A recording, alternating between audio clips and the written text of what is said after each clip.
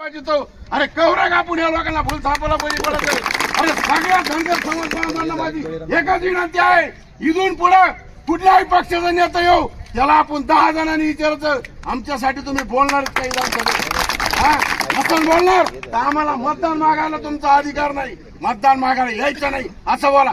आपल्या माणसाच्या मागे उभं राहा. आपला माणूस कधी बी आपल्याला काम येऊ शकतो, समजलं का?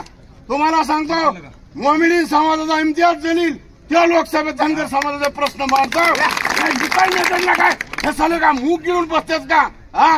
त्याच्यामुळे धनगर बांधवांनो, हे सरकार हे पुढारी मग ते भाजप असू, राष्ट्रवादी असू, शिवसेना असू, उभाटा असू, कोणते बी असू, हे सगळे हरामखोर नेते झालेले आहेत. हे फक्त आपल्या मतदानाचा अधिकार करून घेते, आपल्याला तेवढ्या पुढचं अपडेट आपल्याला धान्य लावतात आणि आपला वापर करून घेते. त्याच्यामुळे इथून पुढे एकाच लक्षात ठेवा, धनगर समाजाचा मतदान उमेदवार कुठल्या बी इलेक्शनला उभा राहिला त्याला मतदान बी करा आणि आर्थिक सहाय्य बी करा. त्याच्या आईला वासना ताकद टाकले.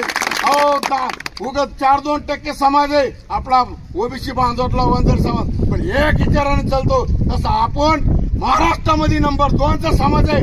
आपला विचार का होत नाही, कशामुळे होत नाही हे तुम्ही सगळ्यांनी लक्षात आणलं पाहिजे. आज आपण इथं समजा उडी गोदीला आपण एवढे बसलो, उद्याच्याला याच्यापेक्षा जास्त आले पाहिजे.